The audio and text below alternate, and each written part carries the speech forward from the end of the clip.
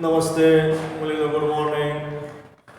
मुलींनो, आपण online तासिकेमध्ये eco प्रतिध्वनी याचा काल अभ्यास केला होता. तर प्रतिध्वनीची व्याख्या कोण सांगू शकतं का? काल आपण इको अँड रिव्हर्बिरेशन निनाद याच्या व्याख्या शिकलो का? तर आपल्याला माहिती आहे की echo is the repetition of sound, repetition of original sound because of reflection by same circuits. हे मूळ आवाजाचं एका विशिष्ट भागापासून परावर्तन होणे आणि तो पुन्हा आवाज ऐकायला येणे, त्याला म्हणलं आपण इको. तर इको च्या निर्मितीसाठी एकतर तो पेज जागा जो आहे हा एम्प्टी पेस लागतो बराच, किंवा हिल्स टेकड्यांचा जागा लागतो आणि त्याच्यामधलं अंतर असतं ते 34.4 मीटर पर सेकंड. हे लक्षात ठेवायचं. परत अंतर. आता इको नंतर रिव्हर्बरेशन आपण निनाद पाहिला की ह्या निनादमध्ये वाजवीपेक्षा जर जास्त आवाज असेल, डॉल्बी असेल, घरातील म्युझिक सिस्टीम असेल आणि त्याच्यामध्ये निनाद होतो, जर ह्या ठिकाणी एकच आवाज पुन्हा पुन्हा कानी पडत असेल सारखा, तर त्याला निनाद असं म्हणू शकतो आपण. आता ह्याच्या पुढे सगळ्यात महत्त्वाचा जो भाग आहे हा सोनार आहे. सोनार म्हणजे सोनार नाही, लक्षात ठेवा. तुम्हाला सोनार म्हणजे तो कान टोचतो, डुलं, हे म्हणजे सोनं घडवतो, तो सोनार नाही आपल्याला, हे लक्षात ठेवा. सोनार म्हणजे सोनार नेव्हिगेशन अँड अरेंजिंग, एक समुद्राची खोली मोजण्याचं यंत्र आहे बाळा. समुद्राच्या तळाला बुडलेली जहाजं, बोटी, विमानं आणि काही असू हे शोधण्याचं काम सोनार करतो. सोनार म्हणजे सोनार नाही, तर सोनार म्हणजे सोनार नेव्हिगेशन अँड अरेंजिंग ह्याचा अर्थ होतो. सोनार नेव्हिगेशन अँड अरेंजिंग हे एक समुद्राची खोली मोजण्याचं अल्ट्रासॉनिक साऊंडचा उपयोग करून समुद्राची खोली, समुद्राच्या तळाला असणाऱ्या वस्तू शोधण्याचं यंत्र आहे, हे लक्षात ठेवायचं. आता सोनारमध्ये म्हटल्या ठिकाणी sonar is the short form of sonar sound navigation. Sonar म्हणजे साऊंड आहे, लक्षात ठेवा. Sound navigation and ranging, SO sound, any navigation, and R is arranging. Sound navigation and arranging ह्याचा अर्थ होतो it is used to determine the direction, distance and speed. Direction दिशा, distance अंतर आणि स्पीड चाल, ह्या तिन्हीचा वापर करून समुद्राची खोली मोजली जाते, लक्षात ठेवा. Direction, distance and speed. It is used to determine शोधणे, direction, distance and speed of the underwater object with the help of ultrasonic sound wave. Ultrasonic sound चा उपयोग करून समुद्राच्या तळाला असणाऱ्या वस्तूंचा शोध घेणे, समुद्राचा तळ शोधणे, समुद्राच्या तळाला असणाऱ्या हालचाली किंवा हिल्स, टेकड्या शोधण्याचं काम हे sonar sound navigation and ranging हे यंत्र करत असते.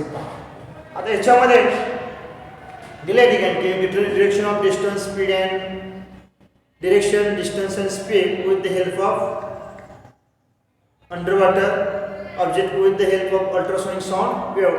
आता sonar has a transmitter. It is transmitter. एका साईडला ट्रान्समीटर असतो, दुसऱ्या साईडला रिसिव्हर असतो.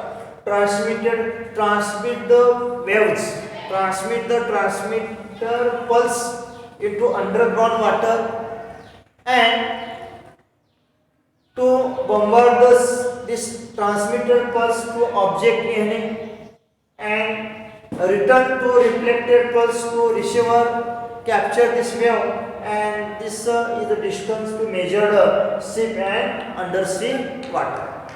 आता the transmitter produce the transmitted ultrasonic sound wave.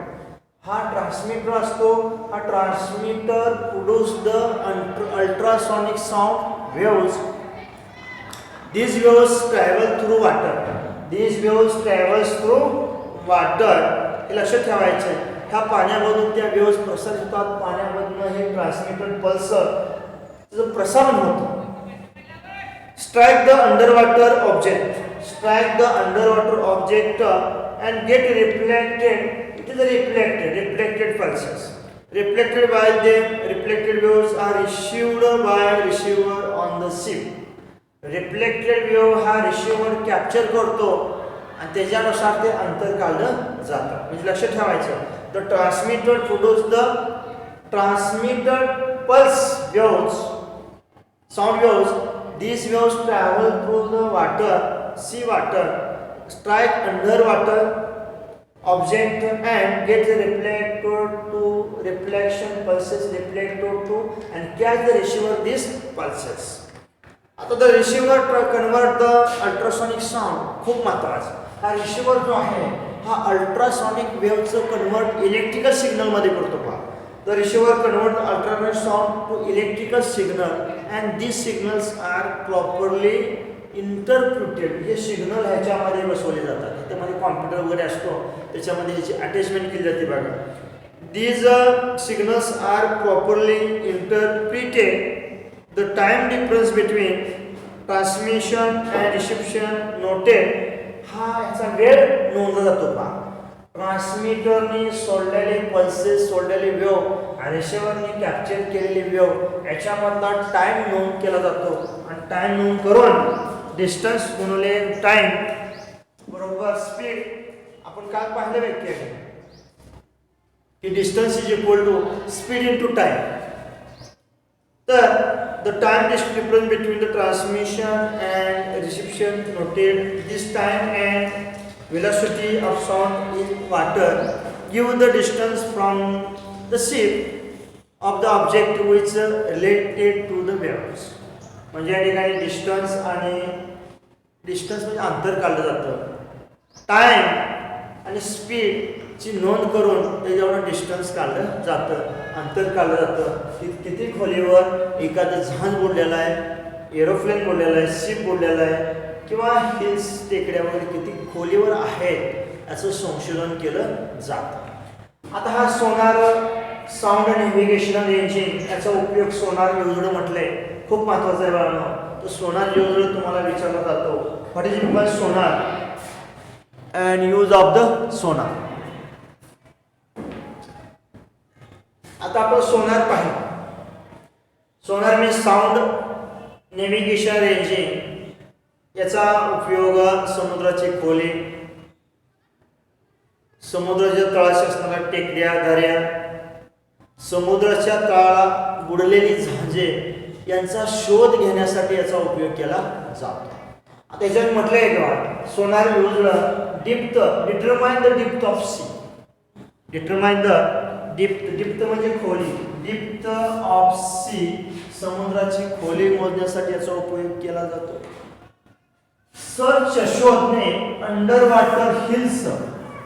Under water hills समुद्राच्या तळाला असणाऱ्या टेकड्या याचं सुद्धा संशोधन या सोनाराच्या साहाय्याने केलं जातं. म्हणजे टेकड्या कशा आहेत, त्या टेकड्यावरती काय काय आहे, कुठले निसर्ग आहे, कुठले मासे आहेत, अजून जलचर प्राणी कुठले आहेत याचं संशोधन केलं तर टेकड्या शोधून. व्हॅलीज दऱ्या समुद्राच्या तळाला सुद्धा दऱ्या टेकड्या दऱ्या आहेत लक्षात ठेवा. खूप खूप सुंदर असं नेचर त्याच्यामध्ये असतं. आणि सबमरीन्स सबमरीन्स म्हणजे बुडलेली जहाजे. सबमरीन पाणबुड्या.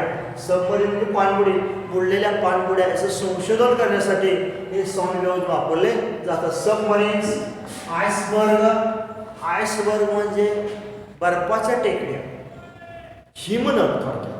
हिमनग आहेत का, किती खोल आहेत पृष्ठभागापासून याचं संशोधन केलं जातं. आणि संकीन शिप्स. संकीन म्हणजे बुडालेली जहाजे वगैरे किती खोल बुडाले याचं सुद्धा संशोधन केलं जातं. हे खूप महत्त्वाचा प्रश्न आहे. Sonar use determine the depth of C.